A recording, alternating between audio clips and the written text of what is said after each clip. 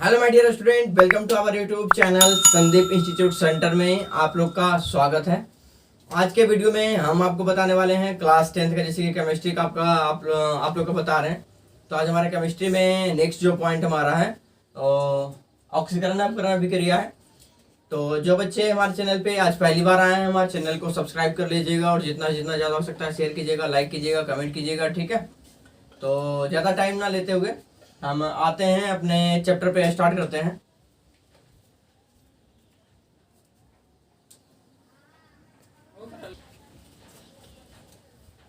तो अभी हम पढ़ेंगे ऑक्सीकरण और अपकरण अभिक्रिया। ऑक्सीकरण और अपकरण अभिक्रिया। ऑक्सीकरण एवं अपकरण अभिक्रिया एक विशेष प्रकार की रासायनिक अभिक्रिया है। ऑक्सीकरण और अपकरण अभिक्रिया जो है एक विशेष प्रकार की रासायनिक अभिक्रिया है जो सदैव साथ साथ होती है। ऑक्सीकरण अपकरण क्या होती है? हमेशा सदैव एक साथ ही होती है, अलग अलग नहीं होता। जब भी होती है तो साथ साथ होती है। तो ऑक्सीकरण एवं अपकरण अभिक्रिया एक प्रकार की वैसी रासायनिक अभिक्रिया है जो सदैव साथ साथ होती है। ध्यान रखेंगे कि जब भी ऑक्सीकरण अपकरण होती है वो क्या होती है? हमेशा साथ साथ होती है। इसे हम रेडॉक्स अभिक्रिया भी कहलाती है। इसे ये अभिक्रिया को हम रेडॉक्स अभिक्रिया भी कहते हैं। इस चीज को आप ध्यान कर लीजिएगा कि अगर पूछेगा रेडॉक्स अभिक्रिया क्या है तो आप ये लिख सकते हैं ऑक्सीकरण अपकरण अभिक्रिया के विशेष प्रकार की एक रासायनिक अभिक्रिया जो सदैव साथ साथ होती है, उसे हम रेडॉक्स अभिक्रिया भी कहते हैं। उसे हम क्या कहते हैं? रेडॉक्स अभिक्रिया भी कहते हैं, ठीक है। इस पॉइंट को भी ध्यान रखिए। ऑक्सीकरण क्या है? ऑक्सीकरण है वैसी रासायनिक अभिक्रिया जिसमें किसी तत्व या यौगिक से ऑक्सीजन का संयोग या किसी यौगिक से हाइड्रोजन का निष्कासन होता है। ऑक्सीकरण हुआ है, लिखेंगे वैसी रासायनिक अभिक्रिया जिसमें किसी तत्व या यौगिक से ऑक्सीजन का संयोग, ऑक्सीजन का क्या हो रहा है? मिलाप, मतलब ऑक्सीजन का संयोग या किसी यौगिक से हाइड्रोजन का निष्कासन। ये हाइड्रोजन का क्या? यौगिक से हाइड्रोजन का निष्कासन, यानी बाहर निकल रहा है, निष्कासन होता हो, वो क्या कहलाता है? ऑक्सीकरण कहलाता है। वो अभिक्रिया क्या कहलाता है? ऑक्सीकरण कहलाता है। इस पॉइंट को आप ध्यान रखिएगा। ये आप ऑक्सीकरण जो है पूछता है, ये क्वेश्चन आपको पूछ सकता है, तो इस पॉइंट को आप ध्यान रखिएगा, याद कर लीजिएगा। ऑक्सीकरण वैसी रासायनिक अभिक्रिया है जिसमें तत्व या यौगिक से ऑक्सीजन का संयोग और किसी यौगिक से हाइड्रोजन का निष्कासन ऑक्सीकरण कहलाता है। क्या कहलाता? ऑक्सीकरण कहलाता है। नेक्स्ट इसमें टॉपिक जो है किसी तत्व से ऑक्सीजन का संयोग। किसी तत्व से ऑक्सीजन का संयोग जब करते हैं तो क्या होता है? कार्बन को जब हम वायु या ऑक्सीजन में जलाने पर कार्बन डाइऑक्साइड गैस बनता है। जब कार्बन को हम करते हैं वायु या ऑक्सीजन में जलाते हैं ना, जब कार्बन को वायु और ऑक्सीजन में हम जलाते हैं तो क्या होता है? वो कार्बन डाइऑक्साइड गैस बनता है। जब उसको हम जला के संयोग करते हैं तो क्या बनता है? कार्बन डाइऑक्साइड गैस बनता है। जैसे कार्बन प्लस ऑक्सीजन को जब हम संयोग करेंगे, जलाएंगे तो क्या बनेगा? ये कार्बन डाइऑक्साइड बनेगा, CO2 बनेगा। तो क्या बनेगा? CO2। जब भी संयोग होता है तो कार्बन डाइऑक्साइड। अब करा नेक्स्ट पॉइंट है अपकरण। अपकरण क्या है? तो अभी भी मैं एक चीज बता दूं, अभी इसको आप स्क्रीनशॉट ले सकते हैं और जितना जितना ज्यादा हो सकता है शेयर कीजिएगा, लाइक कीजिएगा। जो बच्चे अभी हमारे चैनल को सब्सक्राइब नहीं किए तो सब्सक्राइब कर लीजिएगा और एक नोटिफिकेशन आता है, बेल आइकॉन आता है, बेल आइकॉन पे क्लिक करेंगे तो उससे आपका नोटिफिकेशन मिलता रहेगा। जैसे जैसे वीडियो बनेगा उसका नोटिफिकेशन आपको मिलता रहेगा, ठीक है। तो अब देखते हैं अपकरण। अपकरण अभिक्रिया ठीक ऑक्सीकरण की ठीक क्या उल्टा है। इसमें क्या हो रहा है? ऑक्सीजन के साथ संयोग हो रहा है, ठीक है। इसमें ऑक्सीजन के साथ, ऑक्सीकरण में क्या था?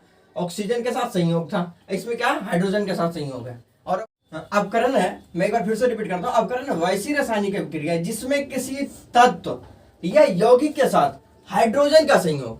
इसमें क्या? हाइड्रोजन क्या कर रहा है? हाइड्रोजन का संयोग हो रहा है इसमें। अब हम देखेंगे दैनिक जीवन में जो है ऑक्सीजन और अपकरण के प्रभाव क्या होता है। दैनिक जीवन में जिससे क्या हमारा हो, दैनिक जीवन में रेगुलर जिंदगी में जिससे जो ऑक्सीकरण और अपकरण का क्या प्रभाव पड़ता है।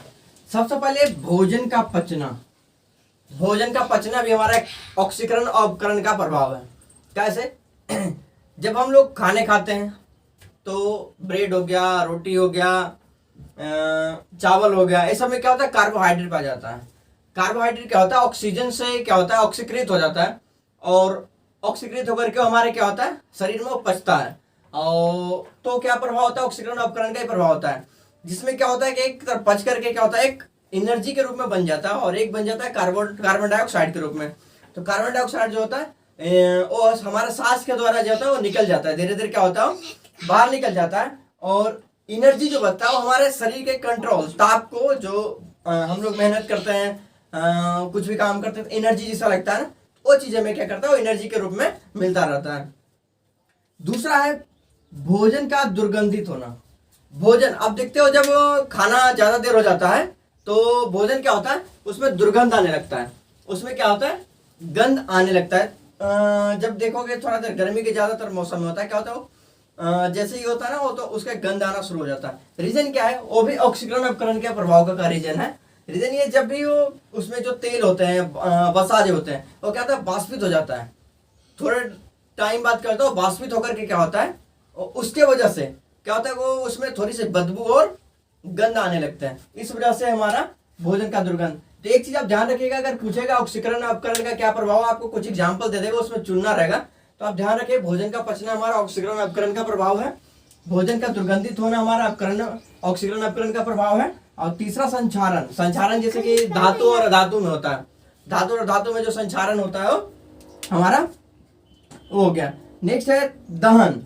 दहन हो गया जो जलने वाली चीजें होती है, लकड़ी हो गया, कोयला हो गया, एलपीजी हो गया, इस सब के जो जलने में एलपीजी इन सब के जलने में ऑक्सीकरण और अपकरण की अभिक्रिया के कारण ही होती है। जो चीजें जो जलती है तो भी किसका उदाहरण है वो ऑक्सीकरण और अपकरण के उदाहरण है।